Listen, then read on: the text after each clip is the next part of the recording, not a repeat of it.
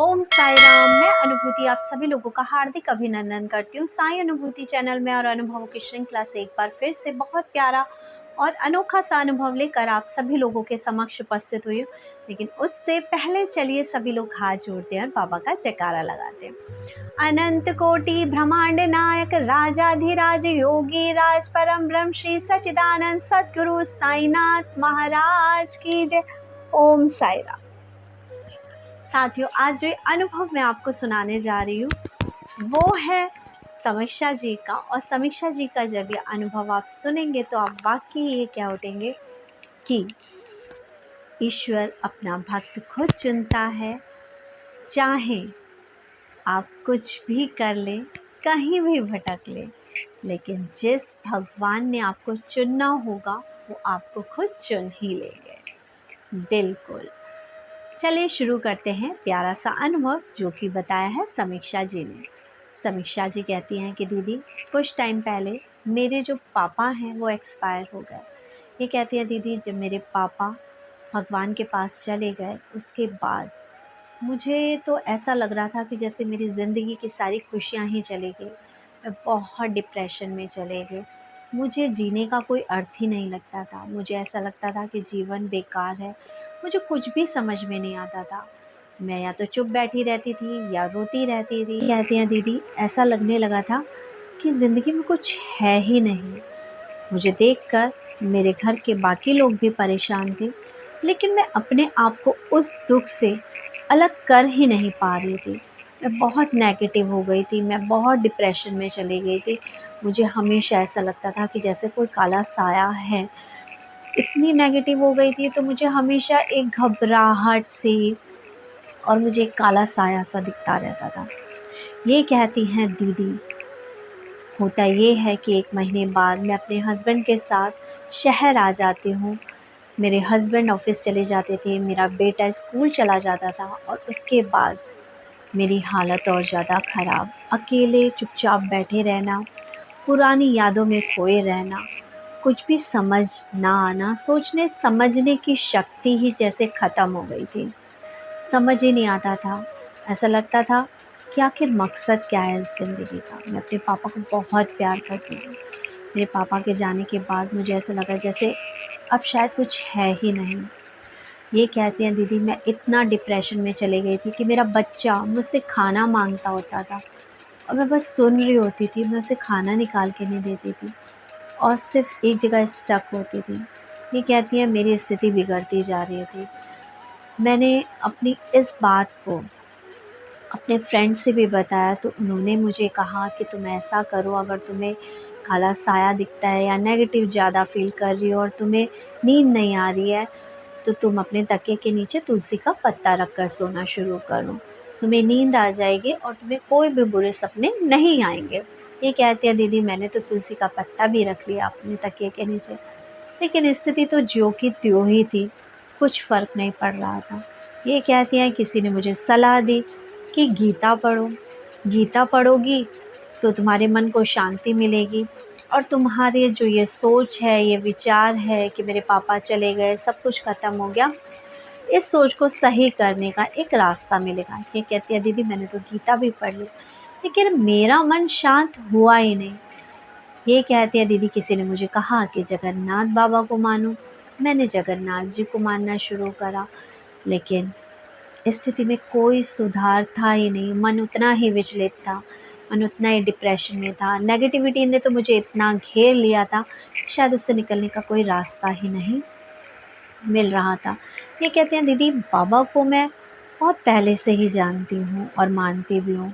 जब मेरे पापा की तबीयत ख़राब हुई थी तब मैंने बाबा के समक्ष अपनी इच्छा रखी और मेरे पापा जो थे वो सही हो गए। ये कहते हैं तब मैं बहुत खुश हुई कि बाबा ने सुन ली और मेरे पापा सही हो गए। लेकिन एक दिन अचानक से कुछ दिनों बाद मेरे पापा भगवान के पास चले गए। तब मुझे लगा शायद बाबा भी नहीं सुनते, इन्होंने ऐसा कैसे कर दिया।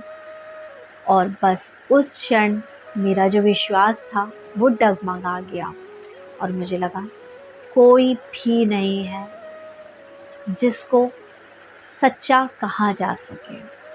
ये कहती हैं दीदी, लेकिन अब जो मैं आपको बताने जा रही हूँ कि मेरे को बाबा ने ही सही किया। ऐसा हुआ कि एक दिन मैं फ़ोन लेके बैठी थी, यूट्यूब में देख रही थी, तो अचानक से मेरे सामने बाबा का स्वरूप आ जाता है, वो भी रेड कलर के कपड़ों में।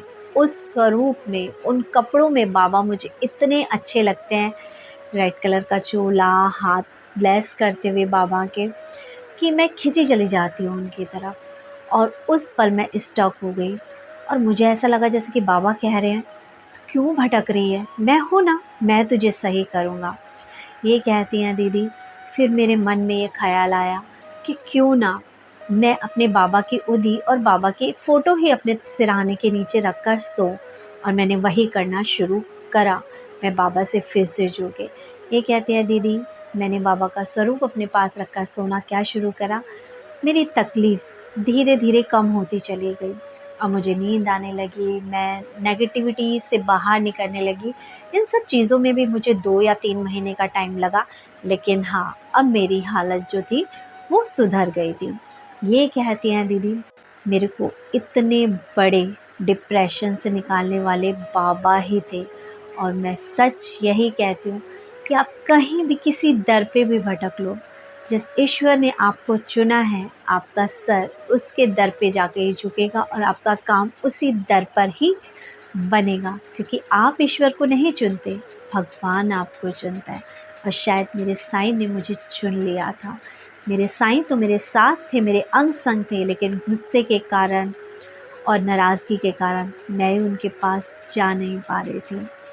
ये कहती है दीदी, ये मेरी ज़िंदगी का सबसे बड़ा अनुभव है कि बाबा ने मुझे डिप्रेशन से बाहर निकाला, क्योंकि मैं हर दर पर होकर आ गई थी, कोई फ़र्क नहीं पड़ रहा था। ये कहती हैं दीदी, ऐसे ही नवंबर का टाइम था और मैं जा रही थी अपने मायके, बस से जा रही थी और आसमान की तरफ देखती हुई जा रही थी। और फिर अचानक से मेरे मन में ख़्याल आया कि बाबा, आप बहुत सारे लोगों को नज़र आते हो, लोग कहते हैं कि आप हमारे साथ चलो, आप उनके साथ चलते हो, उनको अंग-संग होने का एहसास दिलाते हो, क्या मेरे साथ नहीं चलोगे? ये कहते दीदी, मेरा बस एक भाव ही था अपने बाबा के प्रति कि बाबा आप मेरे साथ चलो। ये कहती हैं दीदी कि जिस बस में मैं बैठ रही थी, उस बस में पहले तो मुझे कोई स्वरूप नज़र आया ही नहीं, लेकिन जब वो बस चली उसके बाद वही कपड़ों में बाबा का बड़ा-सा स्वरूप दरवाज़े पे लगा था ब्लेस करते हुए। और मैं इतना खुश हुई, इतना खुश हुई कि बाबा, मैंने कहा था मेरे संग चलो और आप आ गए मेरे संग चलने। ये कहती हैं दीदी, बाबा अपना वादा निभाते ही हैं और बाबा हर जगह मुझे उस दिन नज़र आए।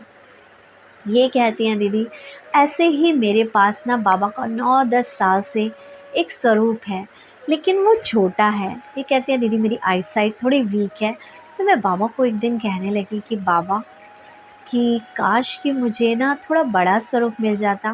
देखो ना, मैं जब आपसे बातें करती हूँ, आपकी प्रार्थना करती हूँ, तो मैं आपके स्वरूप को निहार भी नहीं पाती, मुझे दिख ही नहीं पाता, क्योंकि आपका स्वरूप बहुत छोटा है।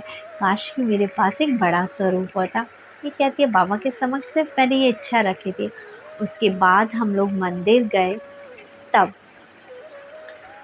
जो मूर्ति बेचने वाला होता है उसने मुझे अपने आप से ही कहा, दीदी देखो, ये कल ही शिरडी से आया है स्वरूप, आप इसको ले जा लो।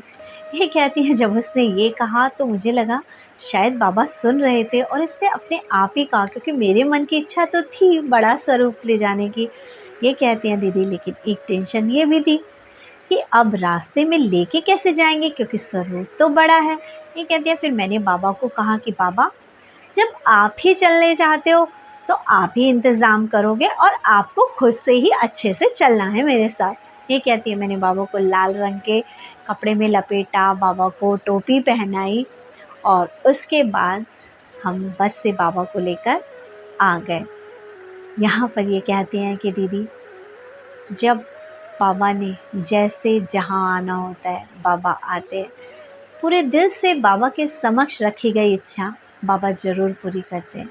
मेरे साथ तो ऐसा ही हुआ है। ये कहते हैं दीदी, ऐसे ही पता है, अभी मेरी बीच में तबीयत ख़राब हो गई थी, तो मैं ब्लड टेस्ट वगैरह कराने के लिए पैथोलॉजी गई और मैंने बाबा को कहा कि बाबा मेरे साथ साथ रहना। ये कहते हैं जब मैं वहाँ गई तो बाबा का वही रेड कपड़ों में स्वरूप था। उसके बाद मैं जिस जगह जाऊँ, जिस दुकान पे रुको या कहीं रास्ते में जा रही हूँ, जिधर देख रही हूँ उधर सिर्फ बाबा ही बाबा नज़र आ रहे थे। बाबा से कहा था कि साथ चलो, कुछ भी गलत रिपोर्ट आनी नहीं चाहिए, सब कुछ सही होना चाहिए, और बाबा देखो मेरे अंग संग ही चल रहे थे। कहती है दीदी बहुत खुशी होती है जब बाबा से ऐसा कुछ करो, बाबा ही बाबा नज़र आ जाते हैं। सच में बाबा हमेशा साथ देने के लिए आते हैं। ये कहती हैं दीदी ऐसे ही मैं यूट्यूब पे जब अनुभव सुनती हूँ तो मेरे मन में ना, जिसे आप बोलेंगे चिढ़न तो नहीं कहेंगे उसको, लेकिन हाँ, क्योंकि मैं भी बाबा को उतना ही प्यार करती हूँ, तो मैं बाबा से कहती हूँ कि बाबा शायद मेरी भक्ति उस लेवल की नहीं है, तभी तो आप सबको तो दिख जाते हो सपने में, सबको तो अपने होने का एहसास दिखा देते हो, सपने में आके बातें करते हो, घुमाते हो उनको, लेकिन मेरे सपने में तो आप नहीं आते, मुझसे तो बातें आप नहीं करती। ये कहते हैं दीदी मैं बहुत रोई बाबा के आगे। ये कहते हैं फिर उसके बाद मैंने बाबा का साईं सचरित्र का पारायण करने का सोचा। ये कहते हैं दीदी आपको एक बात बोलूँ मैं, मेरे उस बार के साईं सचरित्र पढ़ने में और जो मैं पहले पढ़ा करती थी उसमें ज़मीन और आसमान का डिफरेंस था। इस बार की जो साईं सचरित्र थी शायद मैं अपने इतने मन से पढ़ रही थी और बाबा से शायद बाबा को ही मांग रही थी। ये कहती हैं दीदी मेरा साईं सचरित्र का जो पारायण पूरा हुआ उसके बाद बाबा ने मुझे स्वप्न में दर्शन दिए। ये कहती हैं दीदी बाबा मुझे रेड कलर के वस्त्रों में नज़र आए अपने किचन में, और जब मैंने बाबा को देखा तो मैं बाबा से बोली अरे बाबा आप। ये कहती है मतलब मेरे मन में ये विचार था कि बाबा यहाँ रहने आए हैं तो बाबा किस जगह रहेंगे, कहाँ सोएंगे, ये सवाल मेरे थे। और मैंने कहा बाबा आप क्या खाओगे, तो बाबा ने मुझसे कहा जो तुम खाते हो वही मुझे खिला देना, प्याज रोटी भी खा लूँगा मैं तो। और ये कहती है मैंने बाबा से पूछा कि बाबा आप सोएंगे किधर, तो ये कहती हैं उन्होंने हथेली की लकीर से ऐसे बनाकर मुझे दिखाया कि मैं इस साइड सोऊंगा। तो ये कहती है जिधर की तरफ बाबा ने इशारा करा उस तरफ हमारा मंदिर वाला कमरा है। और ये कहती है मैंने सोचा कि बाबा इस जगह सोएंगे तो बाबा के पैर मंदिर की तरफ हो जाएंगे। ये कहती है फिर सपने में ही मैं सोचती हूँ अरे बाबा तो भगवान ही है, तो क्या हुआ कि उधर की तरफ पैर हो जाएंगे। ये कहती है मन में मेरे बस ऐसे ही विचार चल रहे थे, लेकिन मैं इतना खुश थी, मुझे नहीं पता दीदी कि बाबा कितने दिन निकले रहने आए मेरे पास, कितने दिन रहेंगे। लेकिन बाबा ने जो कहा, मैंने बाबा से जो मांगा बाबा ने मुझे दिया। बाबा मुझसे बातें करने, मुझे और कुछ याद नहीं, बातें तो मैंने बाबा से सपने में बहुत सारी करी, बस याद सिर्फ इतना है कि उन्होंने कहा था तू मुझे प्याज रोटी भी खिलाएगी तो मैं प्याज रोटी भी खा लूँगा, मैं वहाँ पर सोऊंगा दीदी। और आज मैं मानती हूँ कि मेरे जो बाबा हैं ना, मेरे अंग संग ही हमारे घर में बाबा रहने आए हैं, मेरे बाबा मेरे घर में रहते हैं। ये कहते हैं दीदी पता है अभी बस मेरे मन में थोड़े से ऐसे विचार उठ रहे हैं कि मैं अंदर के कमरे में सोती हूँ, वहाँ पंखा चलता है, और जो मेरे बाबा हैं बाहर पंखा नहीं है, बाबा आप गर्मी में कैसे सोओगे, किस तरह सोओगे। तो दीदी मेरे विचार में यह है कि मैं बाबा का एक स्वरूप अपने जहाँ मैं सोती हूँ वहाँ पर रखूँ ताकि मेरे बाबा को भी गर्मी ना लगे। बिल्कुल समीक्षा जी ऐसा ही कीजिएगा, जहाँ जिस कमरे में फ़ैन है आप वहाँ पर बाबा को अपने साथ ले जाइए, वहाँ पे बाबा को सुलाइए। ये हमारे भाव ही होते हैं, और जिस दिन हम बाबा को जीवित मान लेते हैं, जैसा कि बाबा के 11 वचनों में है ही, मुझे सदा जीवित ही जानो, अनुभव करो सत्य पहचानो। और जिसने भी बाबा को जीवित माना है और माना है कि बाबा हमारे अंग संग रहते हैं, बाबा को अपने परिवार का मुखिया माना है और बाबा से अपना हर सुख दुख कहा है, बाबा उसके घर में साक्षात विराजमान होते हैं। बाबा हर पल हर क्षण उसके अंग संग होते हैं। बाबा अपने सभी भक्तों को उतना प्यार करते हैं, कोई एक भक्त भी ऐसा नहीं हो सकता जो ये कहे कि बाबा ने उसे अनुभूति ना कराई हो। बस यदि कोई व्यक्ति ऐसा कहता है या कोई डिवोटी ऐसा कहता है कि बाबा मेरा साथ नहीं दे रहे हैं इस पर और बाबा मेरी तो नहीं सुनते, एक बार आँख बंद करके सब चीज़ों पे गौर करके देखना कि जिसे आप कह रहे हो ना कि वो नहीं है, वो ना जाने कितनी जगहों पर आपका साथ दे रहा है, जिसका आपको एहसास भी नहीं हुआ है। इसी के साथ बस इतना कहना चाहूँगी कि साईं तेरी लीला कभी समझ न पाऊँ मैं, तेरे चरणों में सदा शीश झुकाऊँ, तेरे चरणों में सदा शीश झुकाऊँ। पानी से भी बाबा तूने दीप जलाए हैं, नीम के पत्ते तूने मीठे बनाए हैं, तेरी करुणा का कैसे गुणगान गाऊं मैं, तेरे नाम वाली सदा ज्योत जलाऊं मैं, तेरे नाम वाली सदा बोलो ज्योत जलाऊं मैं। साईं तेरी लीला कभी समझ न पाऊं, तेरे नाम वाली सदा ज्योत जलाऊं मैं। जन्नत से प्यार तेरी शिरडी जाऊं मैं, तेरे नाम की विभूति माथे पे लगाऊं, तेरे नाम की विभूति माथे पे लगाऊं मैं।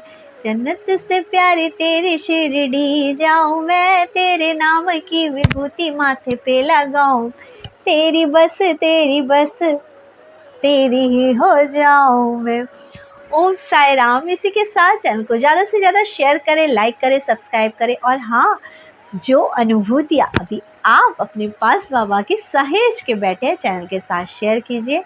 साईं की लीलाओं का गुणगान और वर्णन करने में हमारा साथ दीजिए, ताकि हर बंदा ये कह सके कि साईं तेरी लीला कभी समझ न पाऊँ मैं, तेरे चरणों में सदा शीश झुकाऊं मैं।